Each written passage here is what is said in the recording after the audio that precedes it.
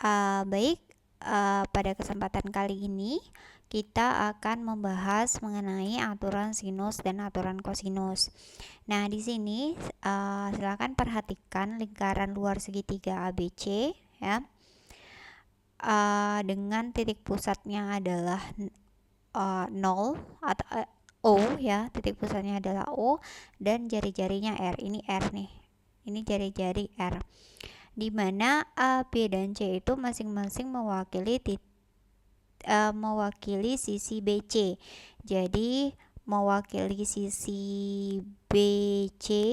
BC ini adalah A ya, di sini A. Terus AC itu adalah B. Sementara AB itu adalah C. Jadi AB ini adalah C ya. Perpanjangan garis CO memotong lingkaran di titik D. Jadi perpanjangannya memotong lingkaran di titik D, sehingga alpanya ya, alpa itu sama dengan setengah kali busur BC ya. Ini merupakan dalil dari sudut keliling. Nanti silakan dibaca kembali mengenai dalil sudut keliling. Karena di sini ini ada sudut BAC, B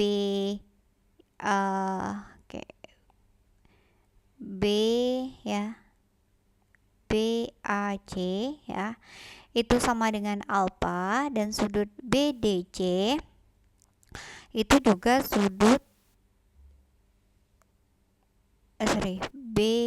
BDC juga besarnya adalah besar sudutnya adalah alpha. Kenapa? Karena dia menghadap busur yang sama. Jadi ketika menghadap busur yang sama, maka sudut yang terbentuk itu besarannya sama, seperti itu. Nah, sekarang kita perhatikan di segitiga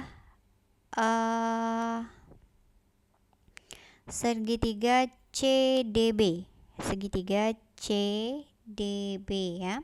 Segitiga CDB itu kan siku-sikunya di B ya. CDB. Siku-sikunya di B, sehingga nilai sin alpanya, nilai sin itu kan sisi di depan sudut per sisi miring. Berarti kan sisi miringnya adalah sisi D. Sementara sisi depan sudutnya adalah CB. CB itu sendiri adalah A, maka sin alpha itu sama dengan A per CD. CD itu sendiri ya. Jadi kalau misalnya kita ingin mencari A, maka A itu adalah sin alpha dikali CD. Sementara CD itu sendiri adalah 2R. Kenapa? C ke O itu adalah R. Di sini juga adalah R. Berarti kan 2R. Jadi A-nya adalah 2R sin alpha. Sedangkan segitiga, kalau kita pandang segitiga CAD ya, CAD itu siku-sikunya di D ya, sehingga sin CAD. Jadi siku-sikunya ya, CAD itu siku-sikunya di D. Siku-siku di sini ya. Siku-siku di situ, maka sin betanya itu sama saja dengan B ya. B per CD ya, per CD. Oke. Di sini CAD itu bukan siku-siku di siku-siku di D. Sin beta itu adalah B per CD ya, B per CD, sehingga B-nya itu sendiri adalah nilai dari CD per sin beta. CD itu sendiri kan 2R ya, 2R, maka C-nya sama dengan 2R sin Y.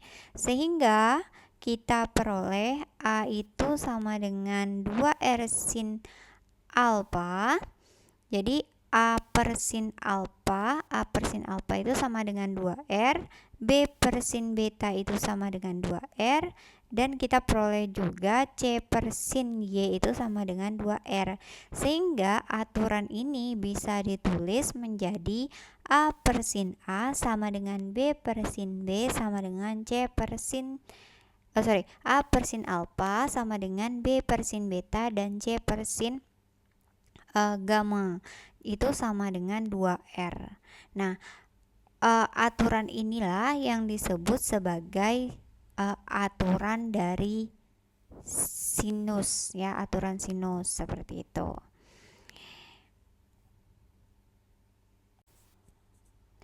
Nah, tadi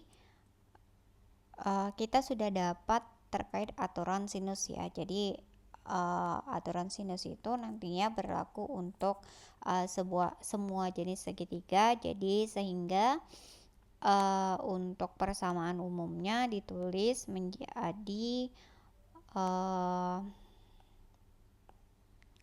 A sin A per sin A sama dengan B per sin B sama dengan C per sin C sama dengan 2R. Ini disebut sebagai aturan sinus. Nah, kita masuk ke contoh soal ya. Di sini diketahui segitiga ABC dengan sudut A-nya 30 derajat, sudut B-nya itu 70 dan sisi A itu 9 cm, tentukan kedua sisi lainnya. Nah, jika kita mendapat soal yang seperti ini, maka kita bisa menggunakan aturan sinus untuk menentukan sisi-sisi yang lainnya. Nah, kita ketahui dalam sebuah segitiga itu jumlah sudut dalam sebuah segitiga itu kan sama dengan 180 derajat ya.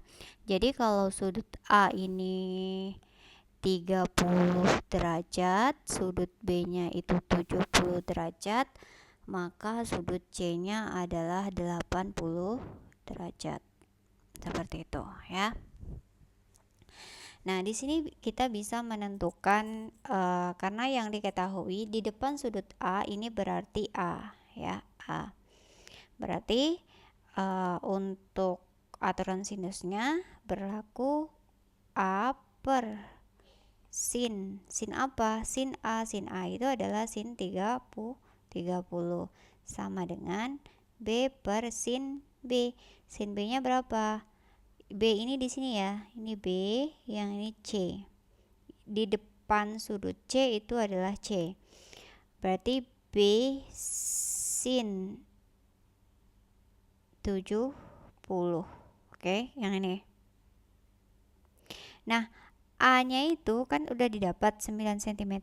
Berarti kita tulis 9 per sin 30 sama dengan B per sin 70.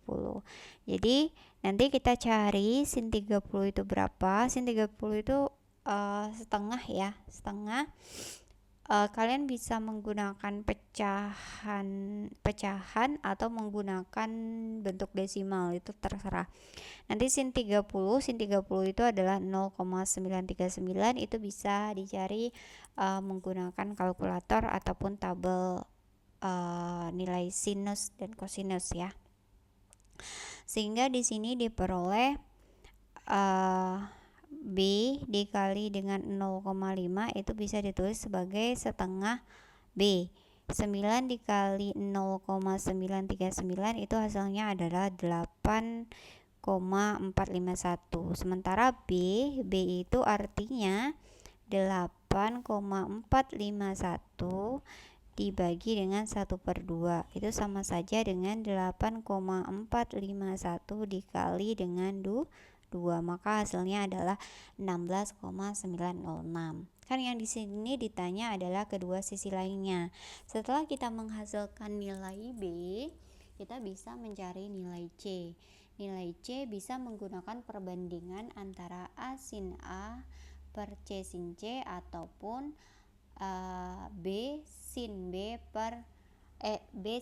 sama dengan C per sin C. Jadi boleh menggunakan salah satunya. Ya. Maka di sini diperoleh kita menggunakan perbandingan dari A per sin A sama dengan C per sin C. Jadi sin C-nya kan udah kita tahu, nilai maksudnya besaran sudutnya adalah 80 derajat, maka 9 per 0,5 sama dengan C per sin 80 itu 0,985, sehingga C dikali 0,5 itu setengah C sama dengan 8,865. Jadi C-nya adalah 17,730. Jadi 8,85 dibagi dengan setengah ya. Jadi hasilnya adalah 17,70 seperti itu. Jadi penggunaan dari aturan sinus itu seperti itu. Jadi bisa misalnya kita menggunakan perbandingan ini, atau kalau untuk menentukan C ya, menentukan nilai C bisa menggunakan perbandingan A sin A, atau bisa menggunakan perbandingan B sin B sama dengan C per sin C, karena nilai B-nya sudah diketahui. Tapi kan kalau nilai B di sini bentuknya desimal seperti ini, alangkah lebih baiknya kita menggunakan nilai perbandingan yang A, karena yang A itu nilainya bulat seperti itu ya. Nah, selanjutnya kita akan masuk ke aturan kosinus. Kalau tadi aturan sinus, kalau sekarang aturan kosinus. Nah, di sini perhatikan segitiga ABCD. ABC ya, segitiga ABC, di mana di depan sudut A ini adalah besarannya adalah A ya. Panjang CB itu adalah A, sementara panjang dari AB itu adalah C, dan panjang dari AC itu adalah B. Nah, di sini kita tahu dalam segitiga ACD itu ya, dalam segitiga ACD ini ya, dimana siku-siku di D ya. Jadi kalau kita ingin mencari cos alpha, itu sama saja cos alpha itu kan sisi depan sisi AD atau sisi datarnya per sisi miringnya. Jadi AD per AC ya, AD per AC. Jadi cos alpha itu sendiri itu sama saja dengan AD per sisi miringnya adalah B ya. Berarti AD sendiri itu sama saja dengan cos A dikali B. Jadi nilai AD ini sama dengan B cos A kali B dikali cos alpha, seperti itu. Sementara untuk sin alpha sendiri itu sama saja dengan CD per AC ya, CD per AC. Nah, CD itu sendiri adalah AC itu sendiri adalah B ya, panjangnya adalah B. Jadi kalau kita ingin mencari CD, maka CD itu sama saja dengan sin alpha dikali B, itu untuk CD. Jadi di CD ini bisa kita tulis B sin alpha seperti itu. Sedangkan di sini BD ya, BD itu sama dengan AB A ke B dikurang A ke D. A ke B itu C ya, A ke B itu C, berarti BD itu C dikurang B cos alpha, seperti itu ya. Nah, setelah itu kita harus perhatikan segitiga BCD ya. BCD itu harus kita perhatikan segitiga BCD. Nah, di segitiga BCD itu BC sendiri ya, BC itu sama saja karena kan ini siku-siku di D ya, siku-siku di D, berarti BC itu kan sisi miring. Nah, sisi miring itu, untuk mencari sisi miring kita bisa menggunakan teorema Pythagoras, yaitu jumlah dari kuadrat sisi tegaknya. Jadi BC itu sama dengan CD kuadrat ditambah BD kuadrat. BC ya, BC itu kan A, jadi A kuadrat. CD, oke, CD itu sendiri adalah B sin alfa. B dikali sin alfa, karena ini kuadrat makanya dikuadratkan. Ditambah BD itu sendiri adalah C dikurang B kali cos alfa kuadrat, ya. Jadi di sini ini bisa diuraikan menjadi B kuadrat sin kuadrat alfa ditambah C. Nah, ini diuraikan ya. Jadi C min B cos alfa dikali C min B cos alfa. Jadi ini dikalikan C dikali C kuadrat. C dikali B cos alfa adalah BC cos alfa. BC cos alfa dikali C adalah min BC cos alfa, sehingga menghasilkan 2 BC cos alfa ditambah ini kali ini jadi positif B kuadrat kali cos kuadrat alfa. Nah, setelah kita keluarkan dari kurungnya, menghasilkan B kuadrat sin kuadrat alfa C kuadrat dikurang 2 BC cos alfa ditambah B kuadrat cos alfa, sehingga bisa kita tuliskan, karena di sini B, maka kita bisa tuliskan B kuadrat dikali sin kuadrat alfa ditambah cos kuadrat alfa ditambah C kuadrat dikurang B 2 BC cos alfa. Nah, sin kuadrat alfa ditambah cos kuadrat alfa itu berdasarkan rumus identitas itu nilainya adalah 1, maka B dikali 1, B kuadrat dikali 1 adalah B kuadrat. Jadi A kuadrat itu sama saja dengan B kuadrat ditambah C kuadrat dikurang 2BC kali cos alfa. Dengan analogi yang sama, nanti kita akan memperoleh nilai B kuadrat. Jadi B kuadrat itu A kuadrat ditambah C kuadrat dikurang AC cos beta, sementara C kuadratnya adalah A kuadrat ditambah B kuadrat dikurang AB cos gamma. Ya, jadi ini dinamakan sebagai aturan kosinus. Jadi di sini aturan kosinusnya yang bisa kalian lihat, A kuadrat, B kuadrat, dan C kuadrat itu bisa menggunakan untuk mencarinya kita bisa menggunakan B kuadrat plus C kuadrat min 2BC cos alfa, A kuadrat plus C kuadrat dikurang 2AC cos beta, dan C nya adalah A kuadrat plus B kuadrat dikurang 2AB cos C.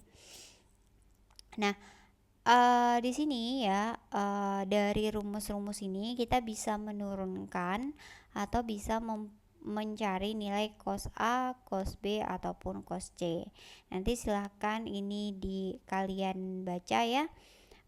Kalian lihat bagaimana cara menurunkannya. Jadi nanti untuk cos alfanya itu bisa diperoleh dengan cara B kuadrat ditambah C kuadrat dikurang A kuadrat per 2BC. Untuk cos B nya itu A kuadrat ditambah BC kuadrat dikurang B kuadrat per 2AC, sementara untuk cos C nya itu A kuadrat ditambah B kuadrat dikurang C kuadrat per 2AB, ya. Yang ini itu untuk mencari besar sudutnya. Nah, sekarang kita ke contoh soal ya. Contoh soal, dalam sebuah segitiga ABC diketahui panjang sisi A, panjang sisi B, dan sudut C-nya 60 derajat.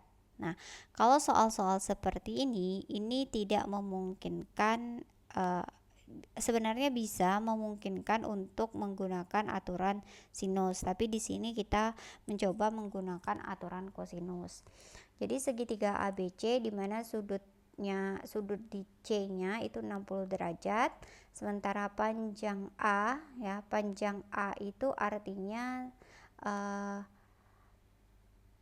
panjang sisi di depan sudut A ya, itu 8, sementara B-nya itu adalah 3. Jadi B ini adalah panjang sisi di depan sudut B gitu. Jadi ini di depan sudut B kan, sisi ini adalah di depan sudut B, makanya di sini dikatakan sebagai B sama dengan 3.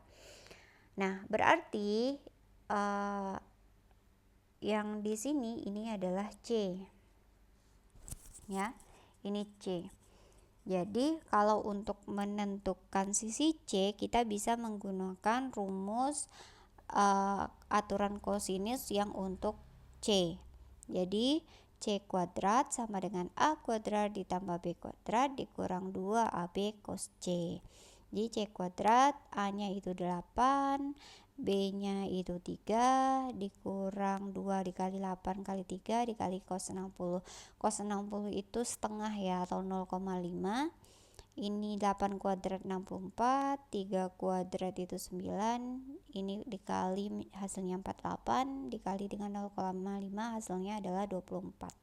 73 dikurang 24 hasilnya 49. Karena yang ditanya adalah C, maka di sini kan C kuadrat 49, maka C-nya adalah akar dari 49, yaitu 7. Seperti itu. Nah, di sini juga ditanyakan kedua sudut lainnya. Jadi kalau untuk menentukan kedua sudut lainnya, kita tentukan salah satu sudutnya dulu. Misal kita mau menentukan sudut A-nya dulu, berarti menggunakan rumus yang cos A. Cos A itu adalah B kuadrat ditambah C kuadrat dikurang A kuadrat ya per 2BC. Jadi masukkan semua nilai-nilainya ke rumus ini ya. Maka nanti menghasilkan nilai min 6/42. Min 6/42 itu ada di kuadran kedua, karena nilai cos di kuadran kedua itu negatif ya. Jadi ya di kuadran kedua itu negatif. Maka alfanya itu sebesar 98,17. Ini gimana cara carinya? Kita harus cari arcus dari cos min 6/42 seperti itu. Jadi bisa menggunakan kalkulator ya, bisa menggunakan kalkulator. Jadi sudut A-nya itu kira-kira atau mendekati 98,17. Jadi kalau untuk menentukan sudut B-nya, jadi tinggal dikurang aja 180 dikurang dengan 60 sudut C ditambah dengan sudut A, maka sudut B-nya itu sebesar 21,83. Seperti itu. Oke, baik. Mungkin itu saja yang bisa saya sampaikan pada kesempatan kali ini. Saya akhiri. Assalamualaikum warahmatullahi wabarakatuh.